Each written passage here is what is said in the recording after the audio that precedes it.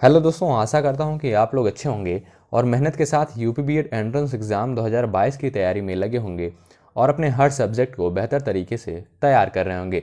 साथियों, आज से हम लोग प्रारंभ करने वाले हैं लूसेंट सामान्य ज्ञान का। डेली एक प्रैक्टिस सेट आपको दिया जाएगा इस प्लेटफॉर्म के माध्यम से, तो आप लोग जरूर कवर करिएगा। इसमें उन्हीं सारे प्रश्नों को हम लोग कवर करने वाले हैं जो प्रश्न लूसेंट की किताब में इंपॉर्टेंट दिए गए हैं, यानी जो महत्वपूर्ण प्रश्न दिए गए हैं लूसेंट की किताब में, हम उन्हीं सारे प्रश्नों को कवर करेंगे। लगभग 25 प्रश्नों को डेली आप सभी को प्रोवाइड किया जाएगा। आप लोग जरूर कवर करिएगा इस वीडियो को। डायरेक्ट क्वेश्चंस देखने को मिलेंगे आपकी परीक्षा में। लूसेंट बहुत सारे साथी पढ़ते हैं लेकिन उनको पता नहीं रहता है कि इसमें से यानी लूसेंट की किताब में कौन कौन से क्वेश्चंस इंपॉर्टेंट हैं। तो हम इस वीडियो के माध्यम से उन्हीं सारे प्रश्नों को कवर करेंगे जो प्रश्न आपकी परीक्षा के लिए बेहद महत्वपूर्ण होने वाले हैं। तो चलिए देखते हैं पहला क्वेश्चन। देखिएगा, सिंधु सभ्यता के बारे में निम्न में से कौन सा कथन असत्य है? ध्यान दीजिएगा, असत्य छांटना है। 4 विकल्प दिए गए हैं। देखिएगा, नगरों में नालियों की सुदृढ़ व्यवस्था थी। यह जो है आपका राइट आंसर हो जाएगा। यह जो है आपका विकल्प पहला सही होगा। नगरों में नालियों की सुदृढ़ व्यवस्था थी, यानी सिंधु घाटी सभ्यता के समय नगरों में नालियों की सुदृढ़ व्यवस्था थी, यानी पहला जो है आपका करेक्ट होगा। दूसरा जो है व्यापार और वाणिज्य उन्नत दशा में था। यह भी जो है आपका राइट होगा। दूसरा विकल्प भी आपका सही हो जाएगा।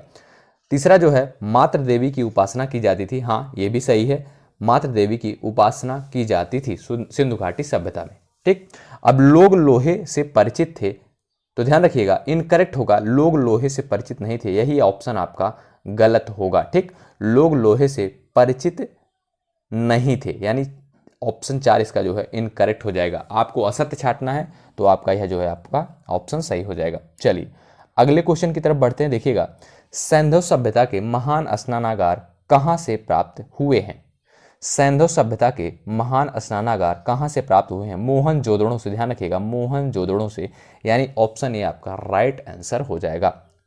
अगला क्वेश्चन है, मूर्ति पूजा का आरंभ कब से माना जाता है? तो ध्यान रखिएगा पूर्व आर्य के समय से, यानी ऑप्शन एक आपका राइट आंसर हो जाएगा। मूर्ति पूजा का आरंभ कब से माना जाता है? पूर्व आर्य के समय से, यानी ऑप्शन एक आपका राइट आंसर हो जाएगा।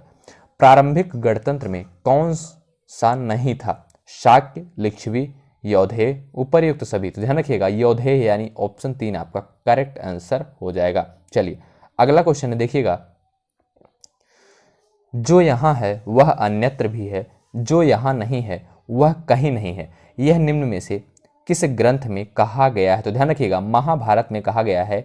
यह जो है वाक्य जो है महाभारत में कहा गया है। जो यहाँ है वह अन्यत्र भी है, जो यहाँ नहीं है वह कहीं नहीं है। महाभारत में कहा गया है। ध्यान रखिएगा ऑप्शन दूसरा करेक्ट हो जाएगा। हिंदू विधि द्वारा मान्य कर कितना था? तो ध्यान रखिएगा हिंदू विधि द्वारा मान्य कर जो था उपज का छठा भाग, यानी ऑप्शन दूसरा आपका करेक्ट आंसर हो जाएगा। उम्मीद करता हूं कि ये क्वेश्चंस आपको समझ में आ रहे होंगे।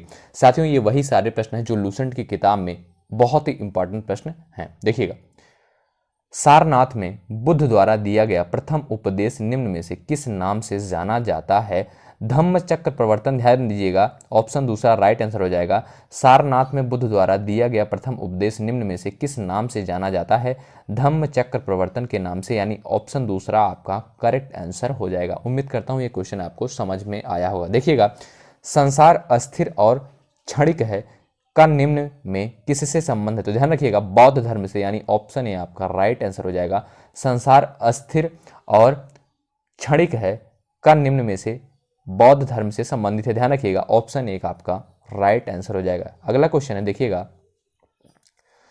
गौतम बुद्ध के बारे में निम्न में से क्या सत्य है? यानी आपको सत्य छांटना है। 4 विकल्प दिए गए हैं। देखिएगा यहाँ पर सत्य छांटना है, कौन सा जो है आपका सत्य होगा? तो ध्यान दीजिएगा वे कर्म में विश्वास करते थे।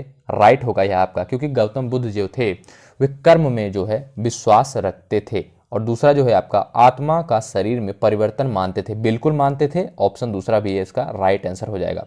तीसरा जो है निर्वाण प्राप्ति में विश्वास करते थे। जी बिल्कुल करते थे, निर्वाण प्राप्ति में भी विश्वास करते थे। और चौथा विकल्प दिया गया है ईश्वर की सत्ता में विश्वास करते थे। यह जो है आपका गलत होगा, क्योंकि गौतम बुद्ध जो थे ईश्वर की सत्ता में विश्वास नहीं करते थे, यानी ऑप्शन चौथा आपका जो है आपका इनकरेक्ट हो जाएगा। बाकी के 3 विकल्प आपके राइट हो जाएंगे। चलिए अगले क्वेश्चन की तरफ बढ़ते हैं। देखिएगा, तुम्हारा अधिकार कर्म पर है, फल की प्राप्ति पर नहीं, यह निम्न में से किस ग्रंथ में कहा गया है? गीता में, आप सभी को पता भी होगा, गीता में, यानी ऑप्शन तीसरा इसका राइट आंसर हो जाएगा। साथियों, अगर आप 2022 में बीएड करने के लिए सोच रहे हैं, वो भी सरकारी कॉलेज से, तो हमारे चैनल से जरूर जुड़ें। 100% हेल्प मिलेगी आप सभी को। सुमेलित कीजिए। देखिएगा, ये महत्वपूर्ण पुस्तकें दी गई हैं और यहाँ पर जो है लेखककर्ता के नाम लिखे गए हैं। तो आप लोगों को यहाँ पर जो आपका सही मिलान करना है, ध्यान दीजिएगा, यहाँ पर जो है आपको सही मिलान करना है।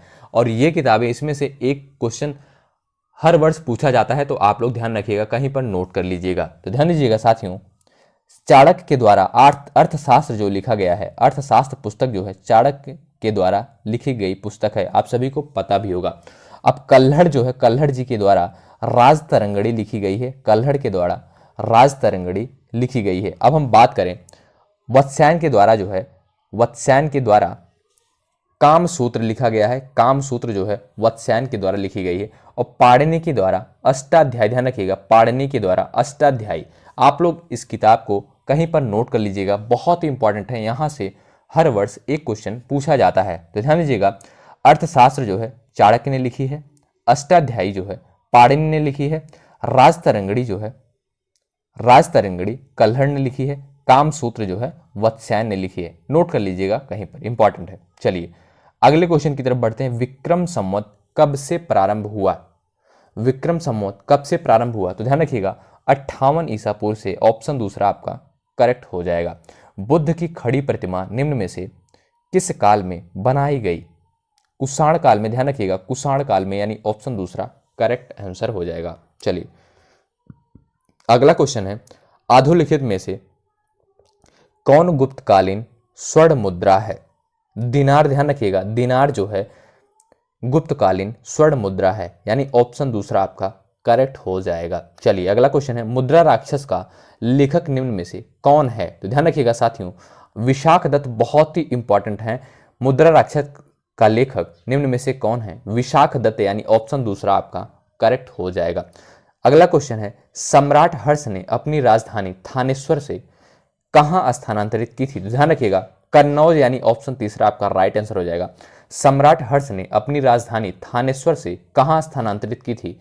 कन्नौज, यानी ऑप्शन तीसरा आपका करेक्ट हो जाएगा। चलिए अगला क्वेश्चन देखिएगा, बाजार नियंत्रण प्रथा लागू की थी? तो ध्यान रखिएगा, बाजार नियंत्रण प्रथा जो है अलाउद्दीन खलजी ने लागू की थी, यानी ऑप्शन दूसरा आपका करेक्ट आंसर हो जाएगा। ठीक, चलिए नेक्स्ट क्वेश्चन है, मोहम्मद बिन कासिम था तुर्क, मंगोल, अरब, तुर्क, अफगान? तो ध्यान रखिएगा, मोहम्मद बिन कासिम अरब का था, यानी ऑप्शन तीसरा आपका करेक्ट आंसर हो जाएगा।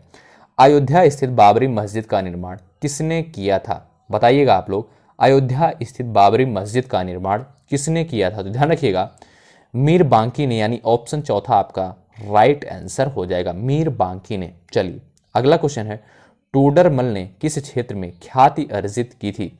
भू राजस्व के क्षेत्र में, ध्यान रखिएगा, टोडरमल ने भू राजस्व के क्षेत्र में ख्याति अर्जित की थी, यानी ऑप्शन दूसरा आपका करेक्ट हो जाएगा। चलिए अगला क्वेश्चन देखिएगा, मुगल काल में सेना का प्रधान निम्न में से कौन था? मुगल काल में सेना का प्रधान निम्न में से कौन था? मीर बख्शी, ध्यान रखिएगा, मीर बख्शी जो है सेना का प्रधान था मुगल काल के समय, मीर बख्शी। चलिए अकबरकालीन सैन्य व्यवस्था आधारित थी? ध्यान रखिएगा, अकबरकालीन सैन्य व्यवस्था जो है मनसबदारी पर आधारित थी, ध्यान रखिएगा, ऑप्शन ए आपका राइट आंसर हो जाएगा। चलिए अगला क्वेश्चन देखिएगा, औरंगजेब ने बीजापुर की विजय कब की थी? ध्यान रखिएगा, औरंगजेब ने बीजापुर की विजय 1686 में की थी, यानी ऑप्शन दूसरा आपका करेक्ट आंसर हो जाएगा। साथियों, इस वीडियो के माध्यम से हमने जितने प्रश्नों को कवर किया था, यह प्रश्न लूसेंट की किताब में बहुत ही महत्वपूर्ण प्रश्नों की श्रेणी में आते हैं। तो आप लोग डेली जो है शाम को जुड़ जाइएगा, यहाँ पर जो है आपको इंपॉर्टेंट क्वेश्चन कराए जा रहे हैं। अंत तक बने रहने के लिए बहुत बहुत धन्यवाद। डेली आपको एक वीडियो दिया जाएगा लूसेंट का प्रैक्टिस सेट करके। अंत तक बने रहने के लिए बहुत बहुत धन्यवाद। जय हिंद, जय भारत। अगर आप चैनल पर नए हैं और यूपी बीएड प्रवेश परीक्षा 2022 की तैयारी में लगे हुए हैं तो इस चैनल से जरूर जुड़ें, सब्सक्राइब जरूर करें, निश्चित रूप से आप सभी को हेल्प मिलेगी। और कोई भी डाउट होता है कमेंट बॉक्स में आप लोग जरूर लिखें। जय हिंद, जय भारत।